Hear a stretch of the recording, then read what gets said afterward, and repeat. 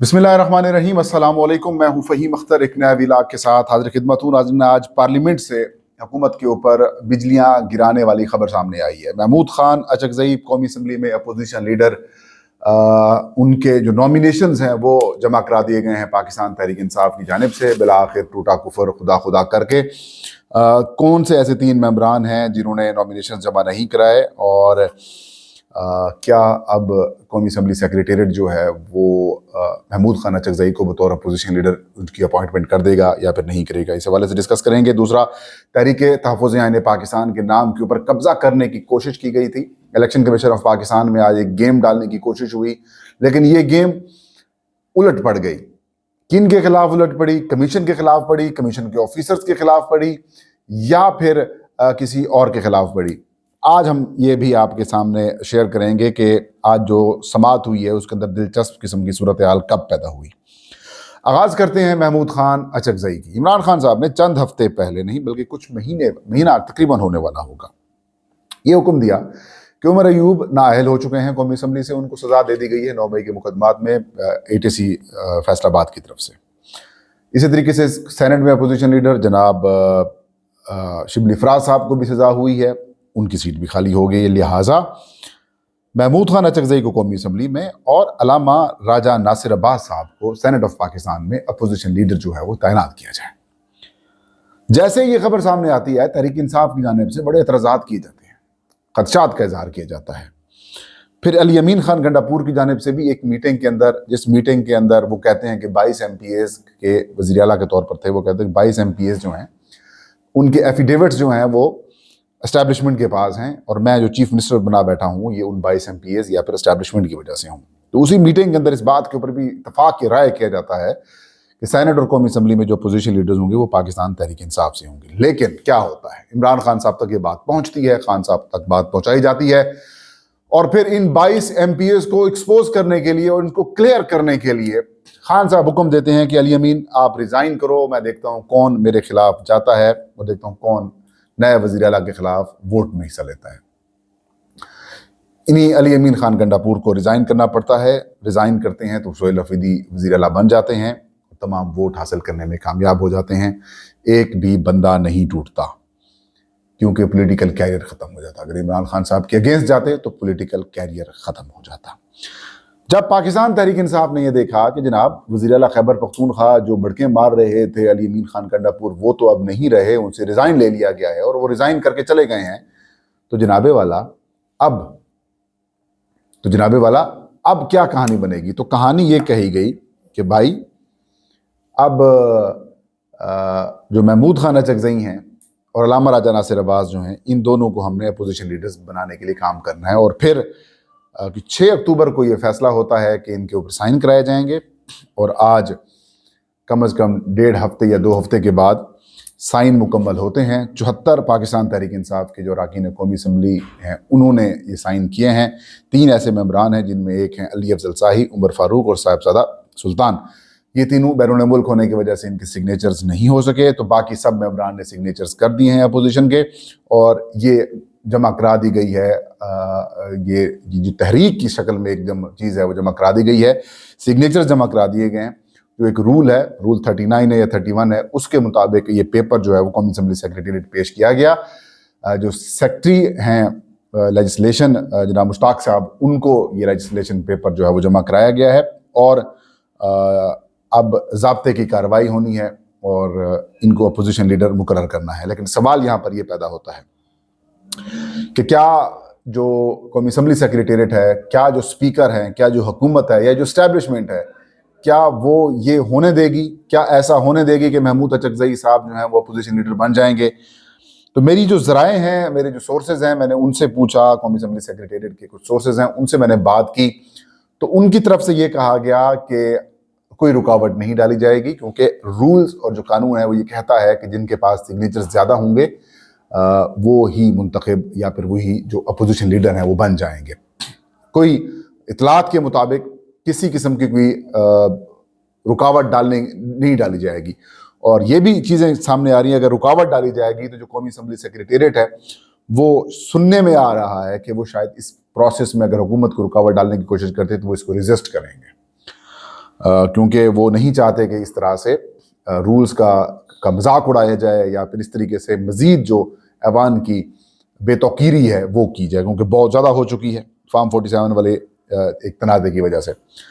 تو چانسز اب یہ ہیں کہ محمود خان اچکزئی صاحب جو ہیں وہ قومی اسمبلی میں نئے اپوزیشن لیڈر جو ہیں وہ اگلے چند گھنٹوں میں یا چند دنوں تک ان کی نوٹیفیکیشن جو ہے وہ جاری کر دیا جائے گا، اور وہ ان کو اپوزیشن لیڈر کا چیمبر بھی الاٹ کر دیا جائے گا، ان کو سارا پروٹوکول بھی الاٹ ہو جائے گا بطور اپوزیشن لیڈر۔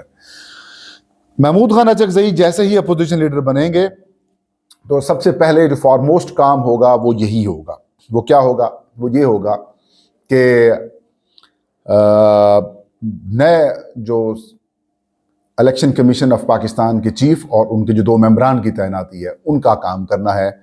اہم معاملات کے اوپر انہوں نے حکومت کو ٹف ٹائم دینا ہے، گفتگو کرنی ہے، جو اہم معاملات ہیں ان کو پھر آگے لے کے بڑھنا ہے، عمران خان صاحب کی جو پالیسیز ہیں ان کو لے کے چلنا ہے، اور پھر پوری اپوزیشن کو ساتھ لے کر آگے چلنے کی کوشش کرنی ہے۔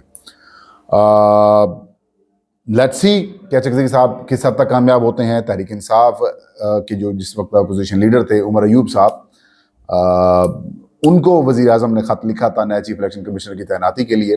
لیٹس سی کہ اب اچکزئی صاحب خط لکھتے ہیں، اس کا جواب دیتے ہیں اس کی کنٹینیوشن میں، یا پھر اس کو پھر زیرو سے پروسیس سٹارٹ کرنا پڑے گا۔ تو یہ تو ایک اہم اور فارموسٹ ٹاسک ہو گیا۔ دوسرا،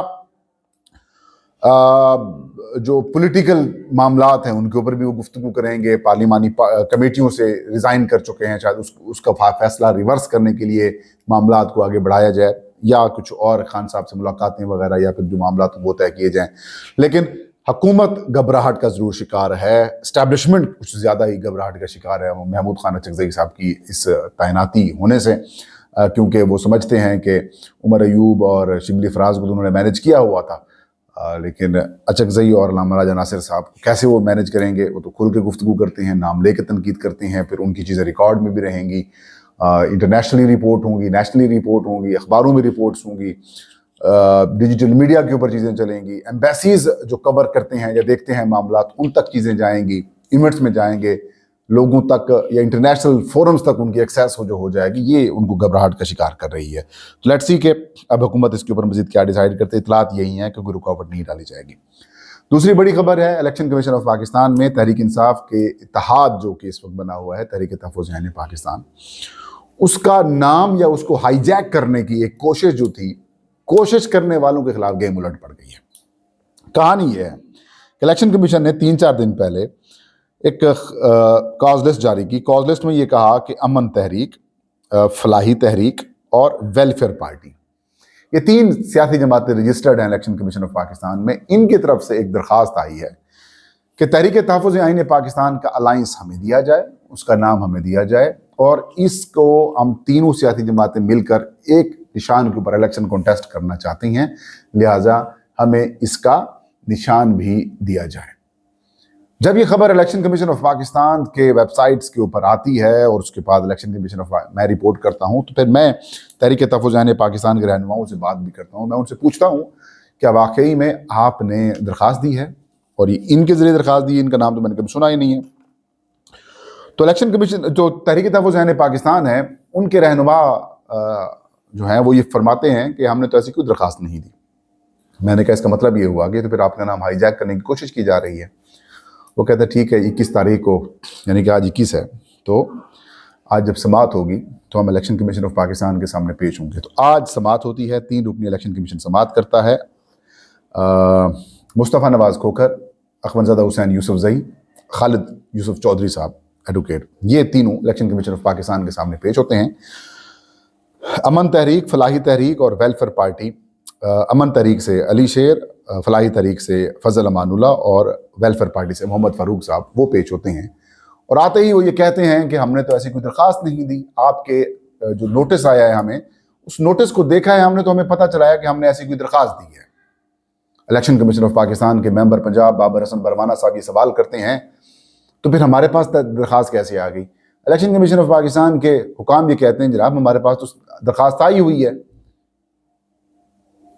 پھر بابر حسن بروانہ صاحب جو کہ ممبر پنجاب ہیں وہ کہتے ہیں کہ ہم اس درخواست کا فرانزک کروا لیتے ہیں، کہ آپ یا تو پھر ایک اور ممبر کہتے ہیں کہ آپ یا تو پھر آپ اس کو واپس لے لیں. تو اس کے بعد وہ کہتے ہیں کہ ٹھیک ہے جی فرانزک نہ کروائیں, ہم اپنی درخواست جو ہے وہ واپس لیتے ہیں.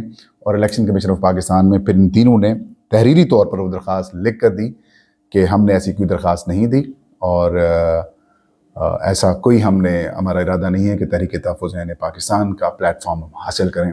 یہ کسی اور نے درخواست دی ہے. اب یہ نہیں پتا کہ گیم کس نے ڈالنے کی کوشش کی ہے, یا تو یہ دباؤ کا شکار ہوئے ہیں درخواست گزار, یا پھر الیکشن کمیشن آف پاکستان نے از خود یہ کارروائی کرنے کی کوشش کی ہے اور یہ کہا ہوگا کہ ان کو ہم نے مینیج کر لیا ہے, لیکن وہ مینیج نہیں ہوئے. تو یوں یہ کہانی جو تحریک تحفظ پاکستان کا نام ہتھیانے کی کوشش کرنے کی یہ آج اٹیمپٹ ہوئی ہے, وہ آج مصطفیٰ نواز کھوکھر, خالد یوسف چودھری اور اکبر زادہ حسین یوسف زئی کی مستعدی کی وجہ سے ناکام ہوئی ہے. نتاج کا ویلاگ, مجھے اجازت دیجیے. اللہ ہم سب کا حامی ناصر ہو.